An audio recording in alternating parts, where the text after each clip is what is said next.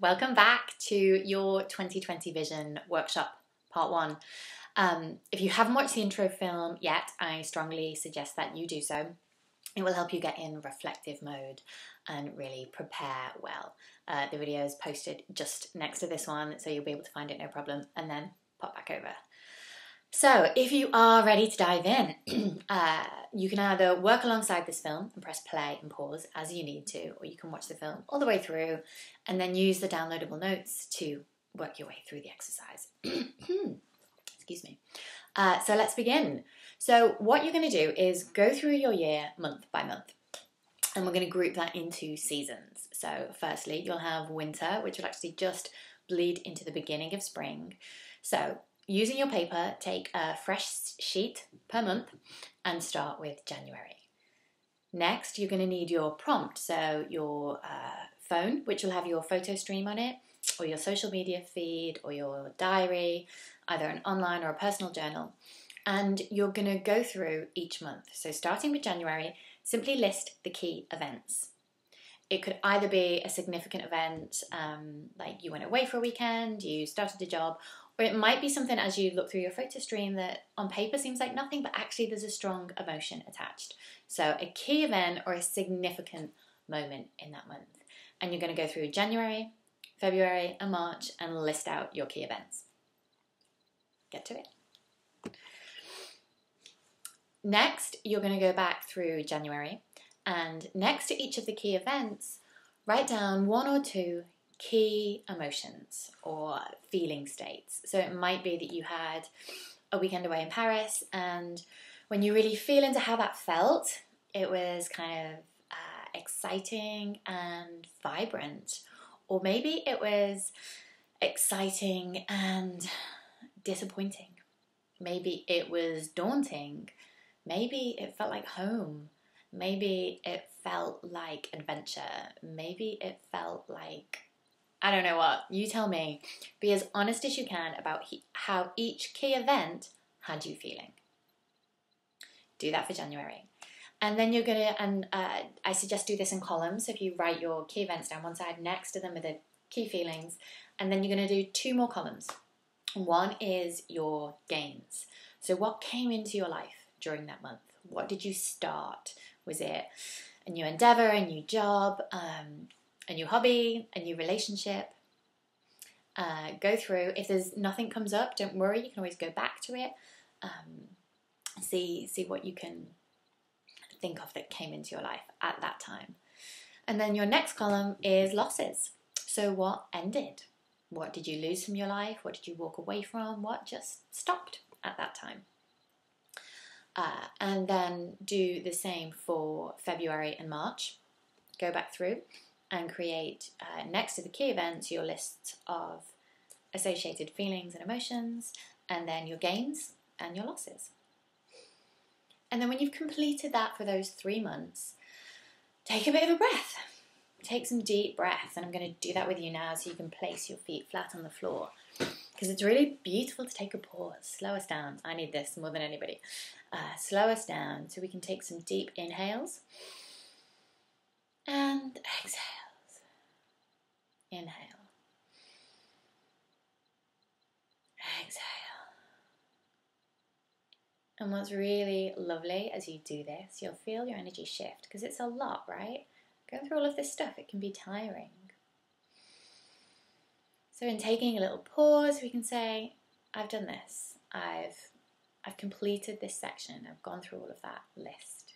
Just taking a little pause just to slow our energy down. You might feel it in me, even as I'm doing it too.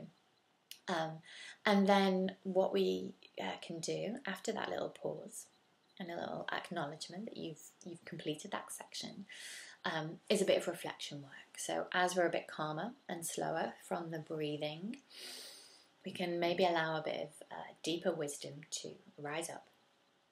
So looking back over your 3 months, the feelings, not so much the events, but having a scan through the feelings and the gains and the losses for that winter period, what do you notice?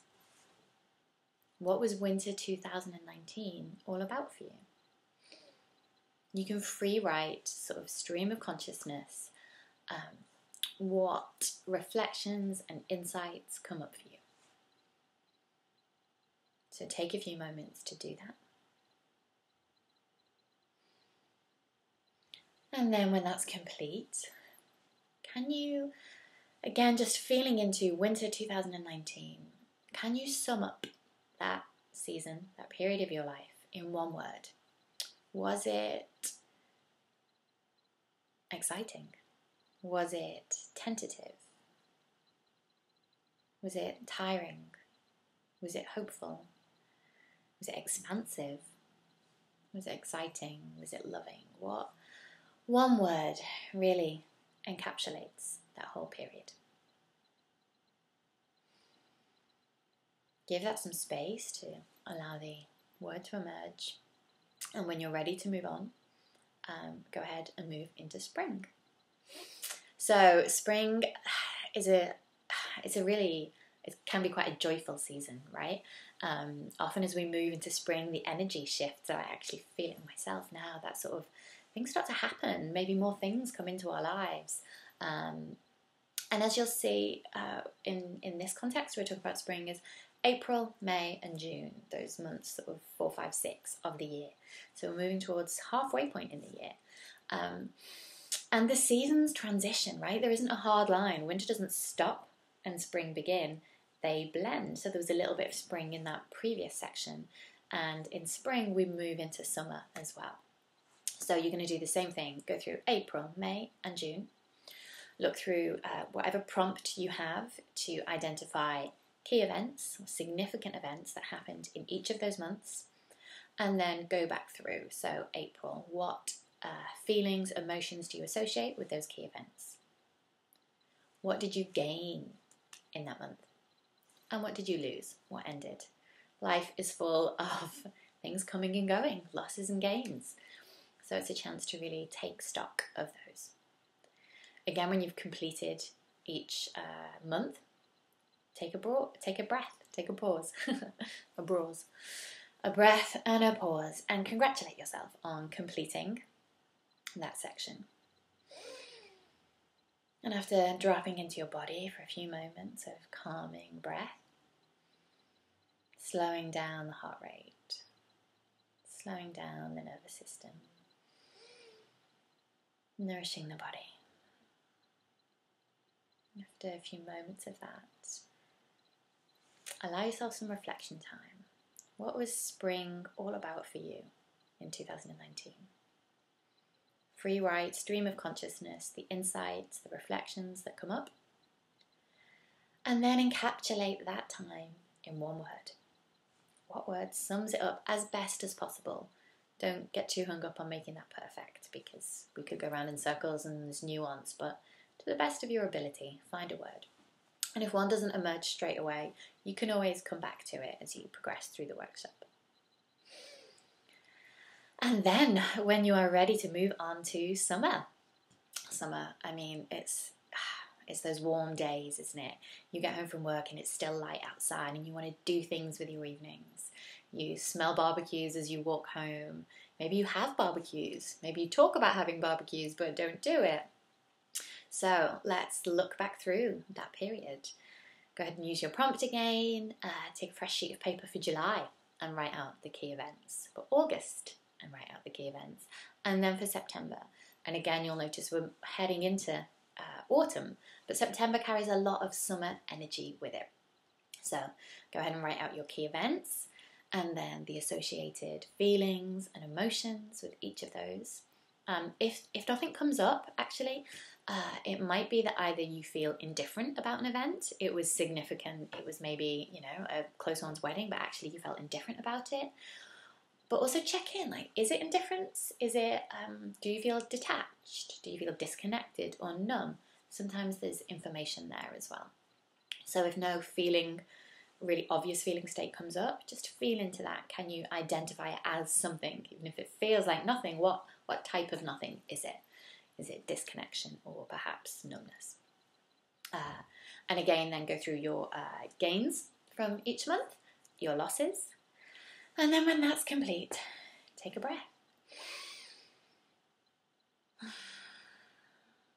It's never it's never too much. It's never not a good time to take a breath. Congratulate yourself on completing that section. And then, with some fresh eyes, write your reflections and encapsulate that part of the year with one word that best sums it up.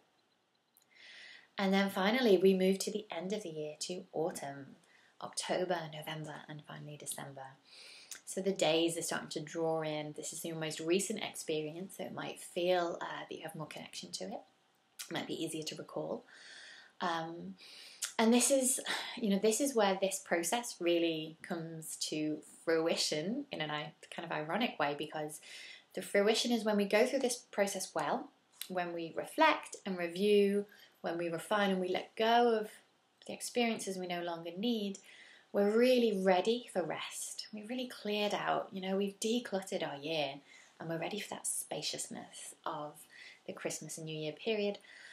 And winter, which invites us into deep rest, invites us into nothingness and having really very few plans for a little while.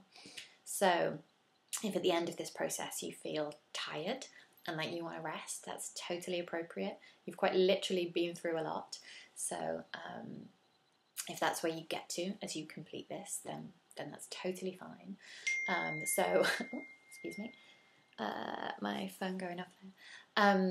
So have the autumn process be exactly the same. You go through each month and list out your key events and significant moments. You go through the emotions and the feelings associated with it. You list your gains and losses. You take a breath and say, go me, I've done that. This is, intense at times, perhaps. Congratulate yourself on doing it. And then write any reflections that come up and sum it up in one word. And then you have done that part of the process and you are almost complete, but not entirely. So what I suggest is that you take a real break here. Go and do whatever you need to do.